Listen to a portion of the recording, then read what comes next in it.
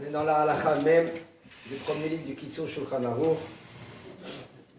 מותר לתת לקטן שלא הגיע לי"ג שנה עוגה וחלב קודם צאתו לבית הכנסת להתפלל תפילת שחרית בין בחול בין בשבת. טוב, il faut savoir que j'ai fait une introduction pour cette halakha.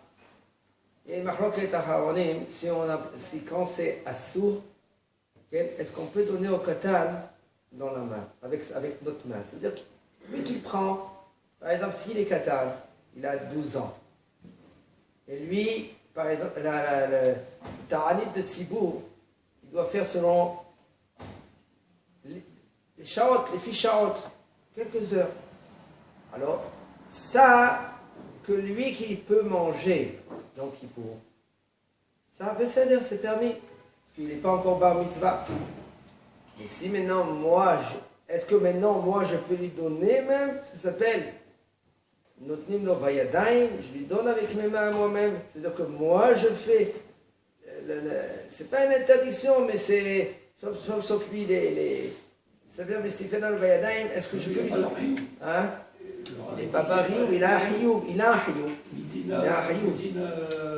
Il a un hayoub. Le hayoub, il est le shaot. משום חינוך, משום חינוך, כן? Non, בסדר. Le chiyuv va manger toi, katan. Mais pas moi, je dois lui donner avec ses mains. C'est machlokat acharonim. Maintenant, la halakha va dire qu'on peut lui donner avec les mains. D'accord? Il te dit, même qu'il n'est pas encore arrivé à 13 ans et un jour. Le fait que maintenant, moi, j'ai une obligation de...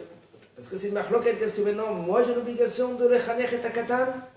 Ou c'est le katan qu'il a une obligation d'être mehanech et asmo. C'est-à-dire Rabbanan, Hahamim, quand ils ont institué le mitzvah hinur, c'est sur le père ou sur le katan? C'est la machloket. Alors il y en a qui disent sur le père, que le père il doit maintenant éduquer son enfant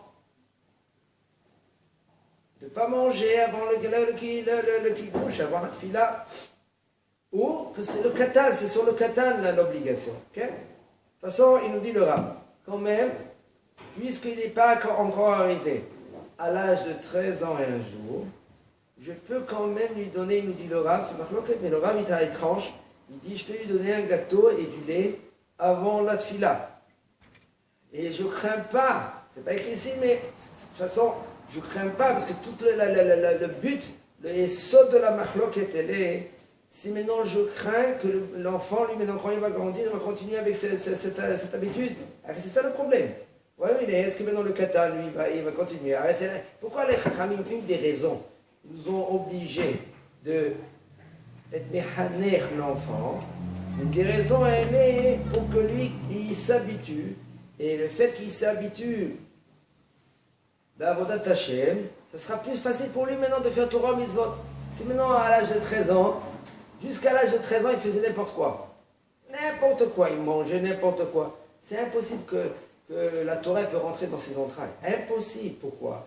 Parce que s'il mange n'importe quoi, okay, ça c'est pas métamté métalé, ça bouche le cœur. Il faut savoir que les ma'achalot asurot, même que il y a une Mishnah, si on voit maintenant un katan, que lui il mange quelque chose qui est interdit, on n'est pas obligé de le mitzadaddin, de lui enlever. Mais c'est pas que toi tu vas lui donner, mais que maintenant tu lui vois. Mais quand même, on a un devoir, la halakha, elle nous dit, après qu'ils ont tranché les chachamim, on a oui un devoir, autant que papa et maman, de enlever de la main, même quelque chose qui est interdit au niveau de la halakha. Par exemple, des bonbons. Des bonbons, ah, ça va, c'est un enfant. Lui que lui mange, il y a un safek. Mais toi, quand tu vas lui donner un bonbon qu'il n'y a pas avec un hercher, avec un tampon de hercher, c'est un problème, ça. Après, on demande pourquoi l'enfant, maintenant, lui, il a c'est difficile pour lui d'étudier la Torah, difficile maintenant de faire tchouva. Pourquoi? Parce qu'il est bouché. C'est pas de sa faute.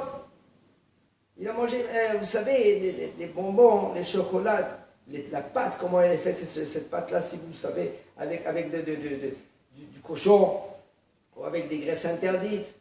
Toutes ces choses-là, ça bouge l'esprit de la personne. C'est-à-dire, c'est écrit dans la Torah. Il disait, ça veut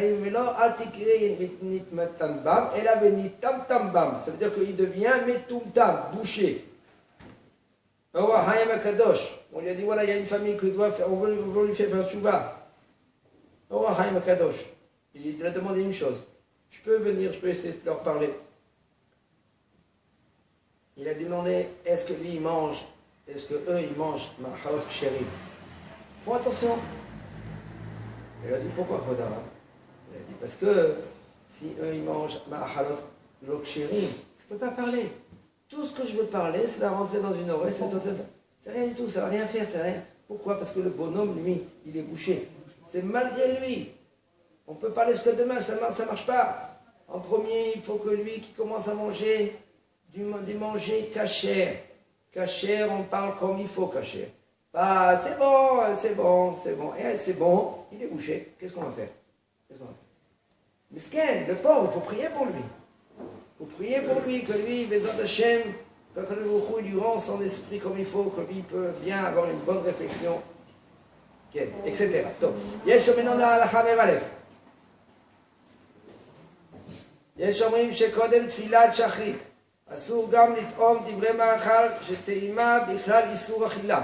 ויש חולקים ואומרים שאין טעימה בכלל איסור אכילה, ונכון להחמיר גם בטעימה. nous dit le Rav. Il y en a qui disent qu'avant la tfila de shachrit, c'est assour de goûter même. Okay? C'est pas de manger, de goûter. Il veut, maintenant il a fait un plat, il veut, après qu'il revienne de la tfila, il avait une bonne chakchouka, il va voir si elle est suffisamment salée ou saisonnée. Il veut goûter. Alors il dit le Rav, il y en a qui disent que même de goûter c'est assour. Parce que goûter, c'est quoi goûter? C'est pas prendre dans la bouche et le recracher. Goûter, ça veut dire qu'il goûte un peu. Et il avale. Et il avale un peu.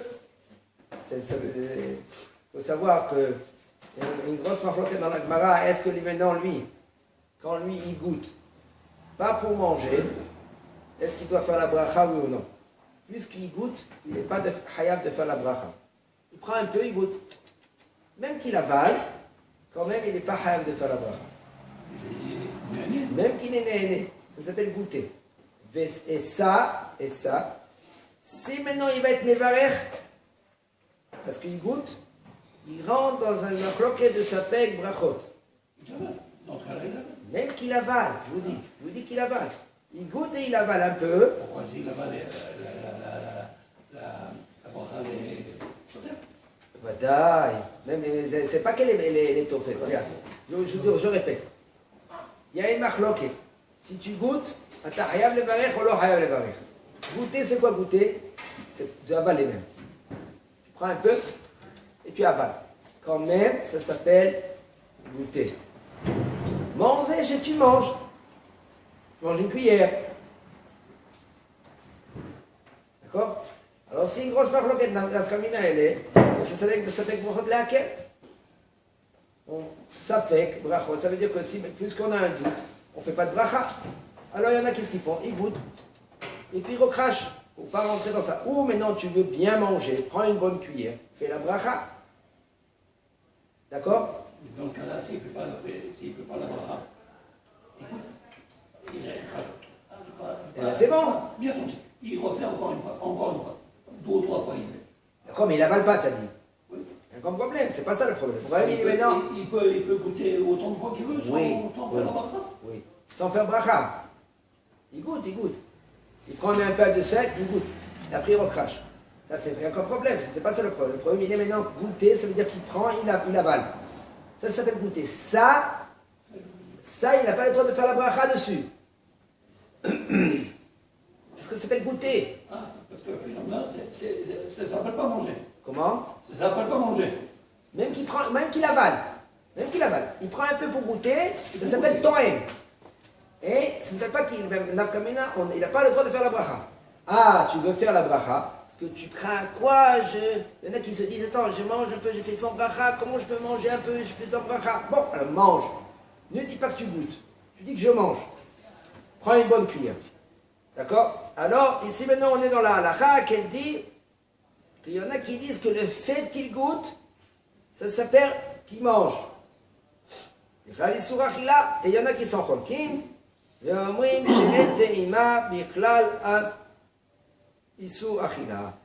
il te dit, et il y en a qui nous disent que même que tu es torem, tu goûtes, ça ne s'appelle pas asou. Ça ne s'appelle pas achila. Il nous dit le Rav à la fin, et c'est juste d'être rigoureux, de ne pas goûter avant la tfila, même de goûter. Encore une halakha, tiens, Zakobaro. Maintenant on est. Tiens. Donc si on prend un petit peu de pain, mon sous-pain,